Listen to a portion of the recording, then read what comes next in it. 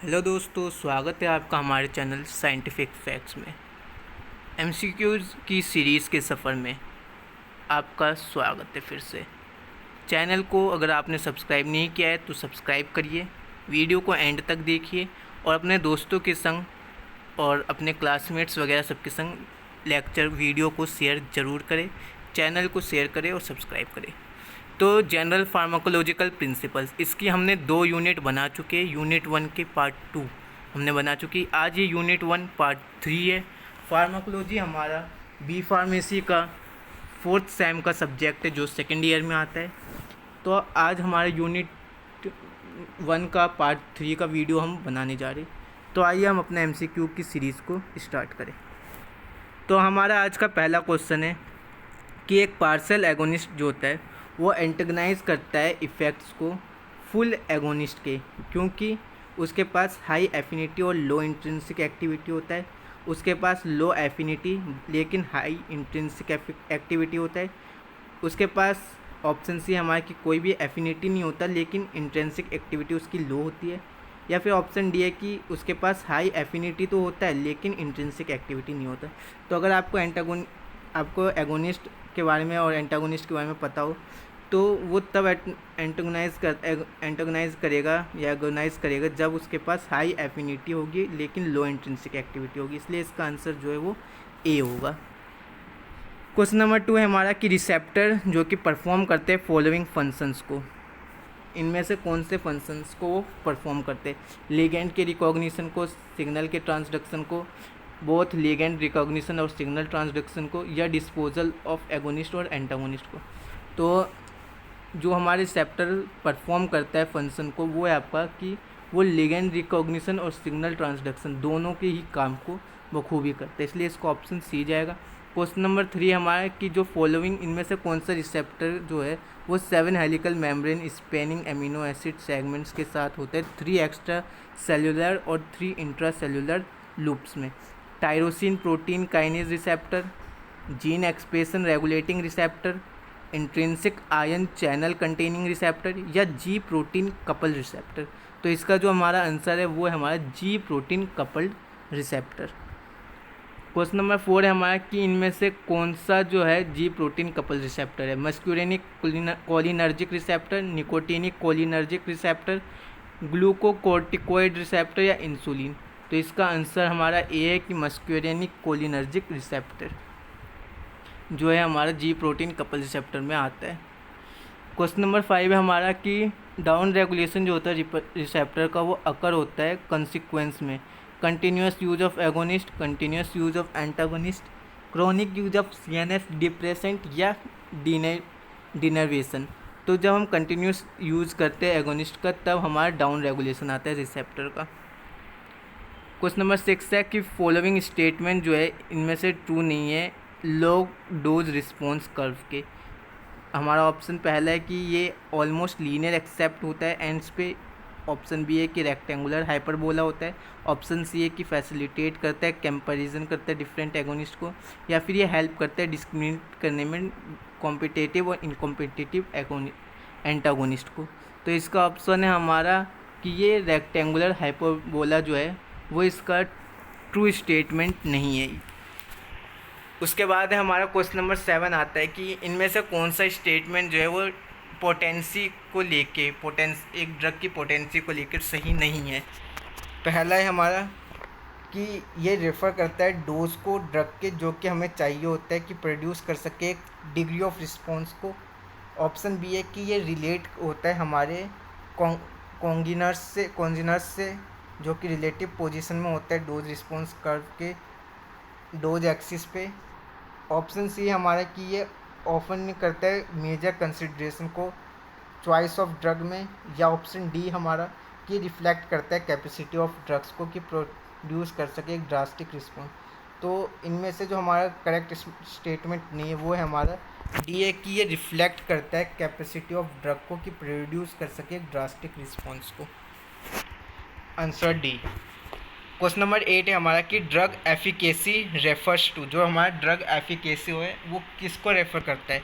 Option है हमारे कि जो रेंज होती है डिसीज़ की जिसमें कि ड्रग जो है बेनिफिशियल हो, या मैक्सिमल इंटेंसिटी ऑफ रिस्पॉन्स जो कि प्रोड्यूस हो ड्रग्स से, या फिर जो डोज होता है ड्रग का जो कि चाहिए होता है कि प्रोड्यूस कर सके उसके हाफ मैक्सिमल इफेक्ट को, या dose of the drug need to produce therapeutic effects. तो इसका ऑप्शन जो है वो बी है कि मैक्सिमल इंटेंसिटी जो होती है रिस्पॉन्स की वो प्रोड्यूस की जाती है ड्रग से। उसके बाद है क्वेश्चन नंबर 9 हमारा कि जो थेरापेटिक इंडेक्स जो होता है ड्रग का वो मेज़र करता है। थेरापेटिक ड्रग्स जो होता है वो ड्रग का मेजर करता है सेफ्टी, पोटेंसी, एफिकेसी या डोजेबिलिटी को, तो वो इसके सेफ्टी को मेजर करता है। क्वेश्चन नंबर 10 है कि हमारा एंटीडोटल एक्शन जो होता है सोडियम नाइट्राइट का साइनाइड पॉइजनिंग में वो हमारा किस पे बेस होता है? Physical antagonism, chemical antagonism, physiological antagonism या नॉन कॉम्पिटिटिव एंटागोनिज्म। तो हमारा ये केमिकल एंटागोनिज्म पे बेस होता है।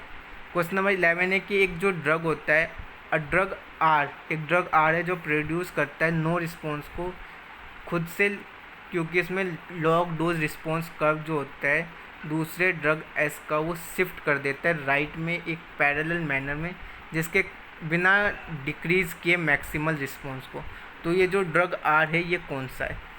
तो मतलब ये है कि हम आपकी बॉडी में हमने आपको एक ड्रग दिया, वो ड्रग मान लीजिए आर है जो कि कोई रिस्पॉन्स शो नहीं करेगा खुद से, क्योंकि उसका जो लॉग डोज रिस्पॉन्स कर्व होता है जो दूसरा ड्रग एस होता है वो उसको शिफ्ट कर देता है एक पैरेलल मैनर में बिना मैक्सिमल रिस्पॉन्स को डिक्रीज़ किए। तो ये पार्शियल एगोनिस्ट है, इन्वर्स एगोनिस्ट है, कॉम्पिटिटिव एंटागोनिस्ट है या नॉन कॉम्पिटिटिव एंटागोनिस्ट है। तो ये जो ड्रग हमारा आ रही है कॉम्पिटिटिव एंटागोनिस्ट जाएगा।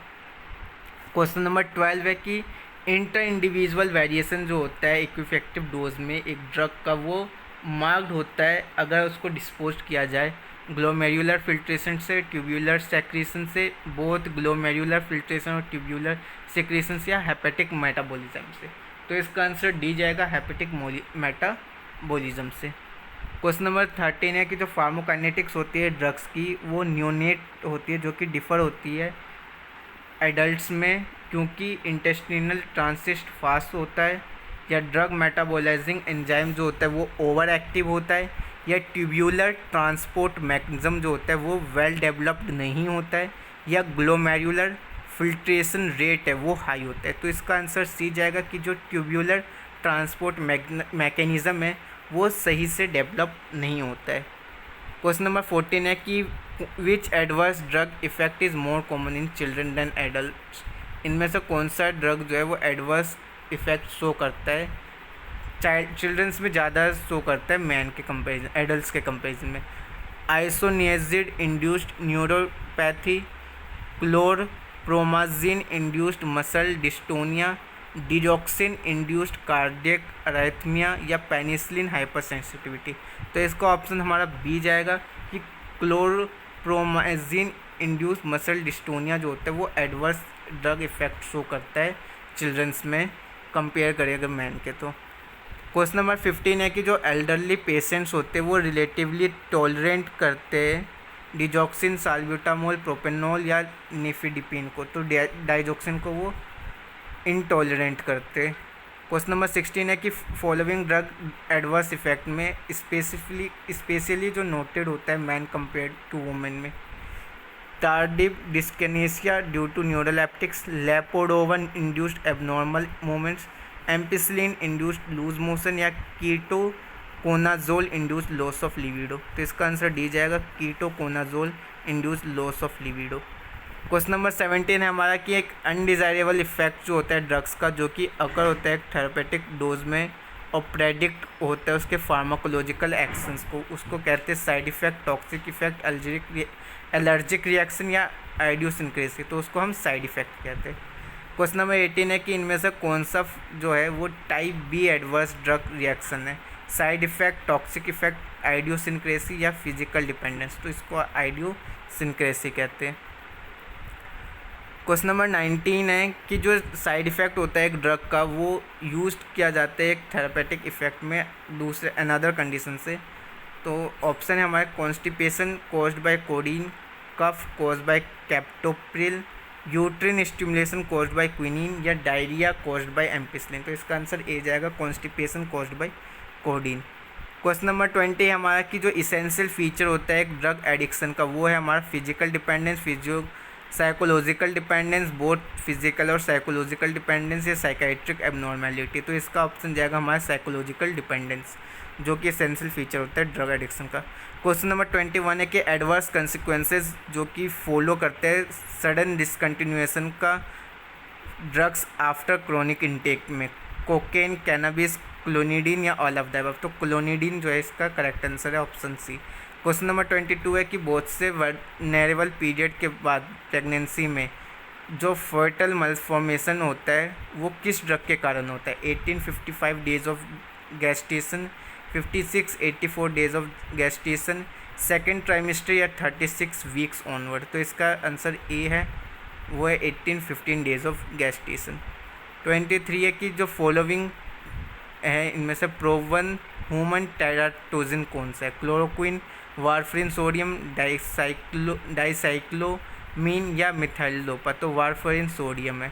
क्वेश्चन नंबर 24 है कि हमें सेलेक्ट करना है ड्रग को जो कि पाया जाए हमें एक स्ट्रॉन्ग ह्यूमन टेट्राजोन में, आइसोनियाजिड, आइसोट्रेटिनोइन, हाइड्रोलाइजिन या प्रोपाइल थायोयूरेसिल। तो इसका आंसर बी जाएगा, आइसोट्रेटिनोइन।